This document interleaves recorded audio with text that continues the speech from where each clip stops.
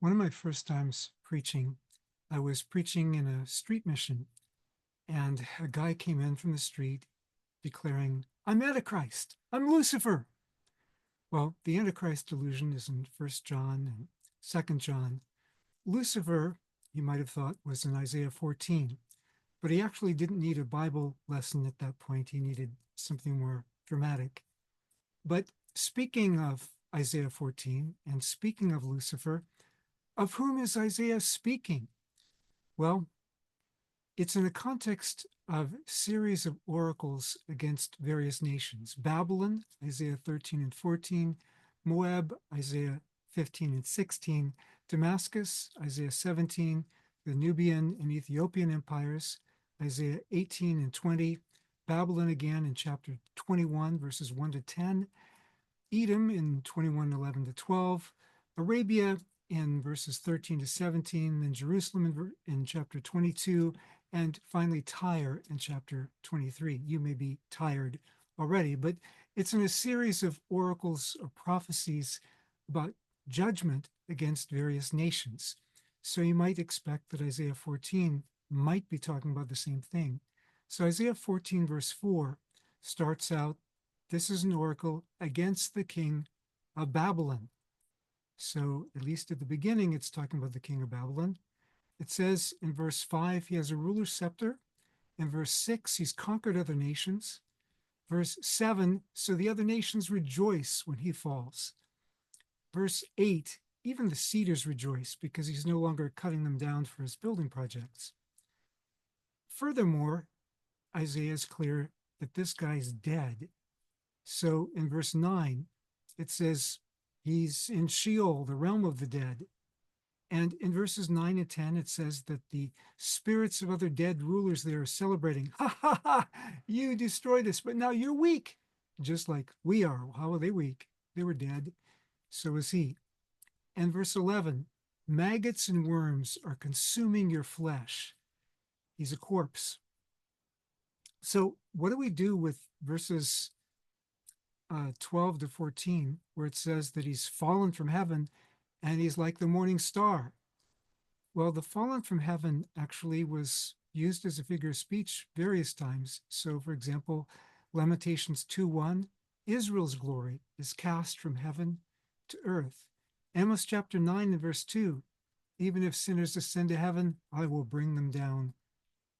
Matthew chapter 11, verse 23, and the parallel in Luke, is Capernaum exalted to heaven?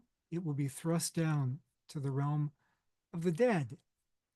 Now, many ancient Near Eastern kings thought that they were gods. They were like the morning star. So, for example, in Psalm 82, it says, oh, so you think you're gods? You'll die like people. And you can probably remember from the book of Daniel, where a king thought that he was a god. Well, let's read on after verses 12 through 14, just to get some more of the context. Verse 16, is this the man who made the earth tremble? Verse 17, the man who wouldn't let the peoples he took into captivity go home? Sounds like the king of Babylon, fortunately supplanted by the king of Persia afterwards. Verses 18 through 20, other kings, hey, at least they got buried, but not you. You're an unburied corpse, it says. You've, in verse 20, destroyed your own country and your people. And in verse 21, his offspring will be killed. Verse 22 kind of climaxes, ends the section, verses 22 and 23. Babylon will be destroyed. So unless the subject changes in verses 12 through 14 and then changes back again, he's talking about the fall of the king of Babylon. Well, then what do we do with him being called Lucifer?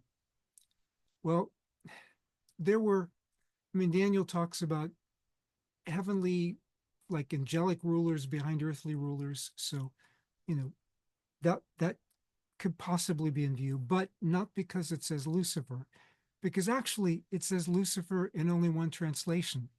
And it's the only use of the word Lucifer in the whole Bible in any translation.